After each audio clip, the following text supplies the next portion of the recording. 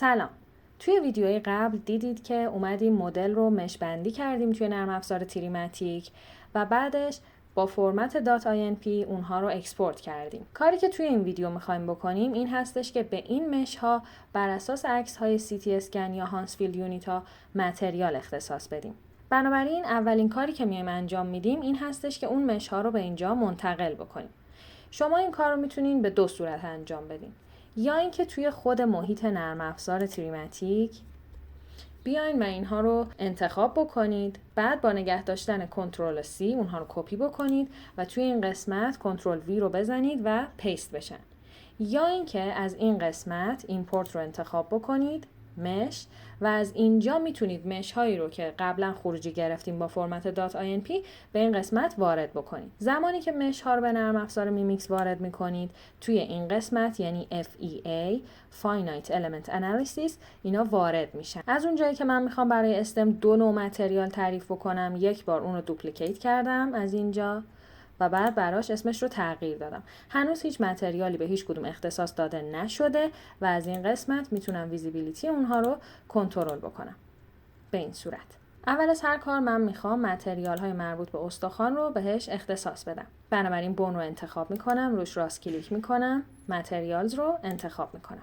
حالا توی این قسمت بر حسب هانسفیلد یونیت ها میتونم خواص متریال رو بهش اختصاص بدم. و اما یه چیز مهم که درباره این باکس باید بدونید این هستش که شما از این قسمت میتونین شکلتون رو محدود بکنین به یکی از ماسک هایی که قبلش ایجاد کردین.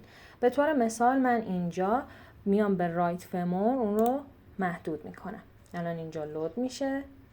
این حالت چه موقعی به درد شما میخوره؟ به طور مثال موقعی که شما یه تغییری دادین، یه استئوتومی انجام شده یا یه جابجایی شده و شما نمیخواید که متریالتون غیر واقعی بنظر. بنابراین به این صورت شما میتونید کارتون رو دقیق تر بکنید و متریال ها رو به شکل درست تری بهش اختصاص بدید. ولی در صورتی که تغییری توی آناتومی استخوانتون یا اون قطعه ایجاد نشده، نیازی نیستش که این قسمت اون رو به هیچ ماسکی محدود بکنید. ضمناً همونطور که میبینید اینجا متریال اساینمنت متد روی گری ولیو بیسد هست. میتونین اون رو تغییر بدین روی ماسک بیس یا هوموجنس. متریال همگن رو کی میتونید استفاده کنید؟ وقتی که یه متریال همگن داشته باشین، به همین سادگی. یعنی که فقط یه دنسیتی داشته باشین، یه مدول یانگ و ضریب پواسون. و دیگه براتون فرقی نمیکنه که توزیع این متریال ها چطور هست. به طور مثال زمانی که میخوایم سمنت رو یا استم رو بهش متریال اختصاص بدیم، میتونیم از این روش استفاده بکنیم. ولی حالا چون که میخوایم استخون رو بهش متریال بدیم، روی همین گری ولیو بیس قرار میدیم. کار دیگه ای که باید بکنین این هستش که توی تعریف استخونتون شما چند نوع ماده دارین. خب همونطور که میدونید استخوان‌های بلند مثل فمور که توی این تمرین داریم از کانال مدولاری تشکیل شدن که توش پر از چربی هست و شما باید در واقع خواص مکانیکی و فیزیکی فت رو به دست بیارین. استخوان اسفنجی، کنسلوس یا ترابکولار و بیرونی ترین لایه استخوان کورتیکال هست که خود اون هم شامل لایه اندوستئوم و پریوستئوم هست. همونطور که توی این شکل میبینید لایه اندوستئوم داخلتر هست و لایه پریوستئوم اون لایه خارجی استخوان هست. بنابراین متریال هایی که الان ما میخوایم بهش اختصاص بدیم کانال مدولاری هست، یه متریال، استخوان کنسلوس هست، استخوان کورتیکال اندوستئوم و استخوان کورتیکال پریوستئوم. همونطور که میبینید نرم افزار به طور پیش‌فرض برای شما اومده 10 لایه برای هر کدوم از متریال ها تعریف کرده. این 10 لایه رو شما چه زمانی میتونید به صورت متفاوت داشته باشید؟ زمانی که شما توی این قسمت به صورت یک فرمول چگالی، مدول یانگ و ضریب پواسون رو تعریف بکنید. به این صورت که چگالی تابعی از هانسفیلد یونیت هست و مدول یانگ تابعی از چگالی. بنابراین اگر توی پژوهشی که شما دارین متریال رو ازش دریافت میکنین اونها رو به صورت فرمولی داشتین بر حسب هانسفیلد یونیت یا گری ولیو بیس میتونید توی این قسمت به صورت فرمولی وارد بکنید و هر چقدر که لایه ها رو تفکیک بکنید میتونید جزئیات بیشتری رو ازش دریافت بکنید. اما در صورتی که مثل اینجا شما فقط یه متریال میخواید اختصاص بدید و یک خواص دارین، پس هیچ فرقی نمیکنه که 1000 لایه باشه یا یک لایه. بنابراین من اون رو روی یه لایه تنظیم میکنم. دوباره توی متریال های دیگه هم همین کارو میکنم. اینجا هم که یک هست. کار دیگه ای که باید بکنیم این هستش که این قسمت بیایم بگیم که از چه هانسفیلد یونیتی تا چه هانسفیلد یونیتی شامل اون ماده هست. همونطور که میبینید نرم افزار زمانی که ما میایم 4 تا متریال رو براش تعریف میکنیم به صورت پیش‌فرض میاد اینا رو به صورت مساوی تقسیم میکنه و این اصلا دقیق نیست. کاری که باید انجام بدیم این هستش که با ترسیم یه پروفایل لاین از تب سگمنت توی این قسمت درا پروفایل لاین روی یکی از ماسک ها توی یکی از این سنمایی که دارید بیاید و مقدار هانسفیلد یونیت رو به صورت تقریبی برای هر کدوم از لایه ها به دست و به این صورت این مقادیر رو توی اینجا به صورت یک رنج به نرم افزار بدید. همچنین این کار رو میتونین با توجه به آناتومی استخوان انجام بدین، ولی قطعاً روش اولی که گفتم دقت خیلی بالاتری داره. بنابراین توی این قسمت کارم رو با متریال 1 شروع میکنم. از اون جایی که حلگری که من بعد میخوام ازش استفاده بکنم حلگر اکسپلیسیت نیست، پس من نیازی به تعریف دنسیتی ندارم. در صورتی که شما ممکنه که از حلگر اکسپلیسیت توی آباکوس استفاده بکنید، اینجا باید دنسیتی رو هم براش تعریف بکنید. حالا به این صورت مدول یانگ چربی یا همون کانال مدولاری رو برابر 1 و این قسمت ضریب پواسونش رو برابر 0.3 وارد میکنم. توی لایه بعدی مجدداً این دوتا این بار استخوان کنسلوس هست. لایه بعدی استخوان کورتیکال لایه اندوستئوم هست. 7000 مگاپاسکال و 0.3 و توی این قسمت لایه آخر 16700 مگاپاسکال و 0.3 هست. همونطور که میدونید انتخاب این واحدها و دقت بهشون خیلی خیلی مهم و حیاتی است و میتونه نتایج شما رو به شدت تحت تاثیر قرار بده. با توجه به اینکه واحدهایی که به صورت پیش‌فرض نرم افزار میمیکس و تریماتیک دارن استفاده میکنن واحدهای میلیمتری هست، بنابراین من سیستم SI میلیمتریک رو دارم انتخاب میکنم و همه چیز رو بر اساس اون تعریف میکنم. حالا بعد از اینکه این متریال رو دادم اپلای میکنم تا حدودی ببینم که چه اتفاقی افتاده. خیلی خوب، به این صورت همونطور که میبینید توزیعش نسبتاً خوبه، ولی در صورتی که شما بخواید میتونین اون رو تغییر بدین. به این صورت که اینها رو جابجا بکنید. مجدداً اپلای بکنید و ببینید که چه تغییری میکنه.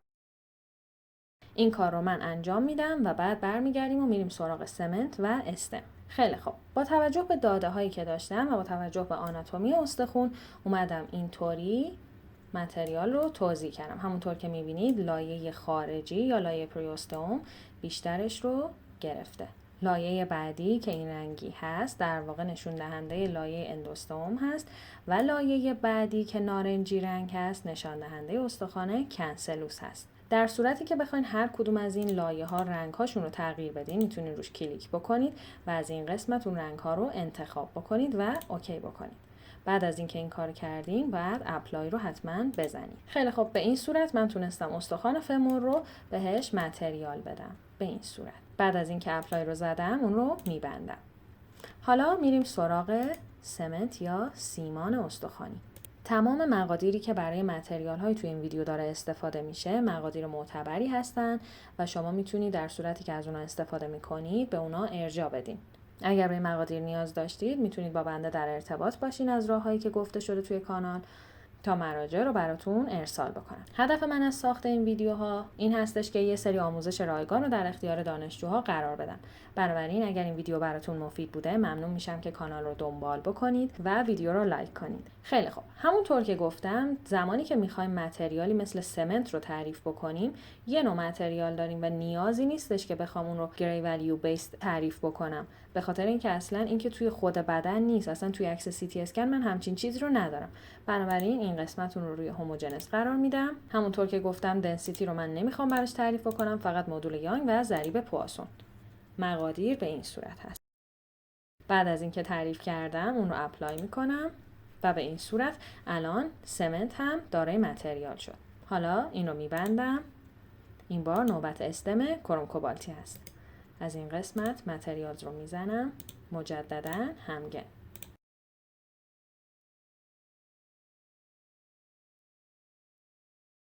اون رو اپلای میکنم. ببینید اگر این رو الان بردارم به این صورت رنگش تغییر کرد، یعنی اینکه متریال داره. اگرم بخوام میتونم رنگش رو تغییر بدم. به طور مثال این. حالا همین کار رو مجددا برای استم تیتانیومی میخوام انجام بدم.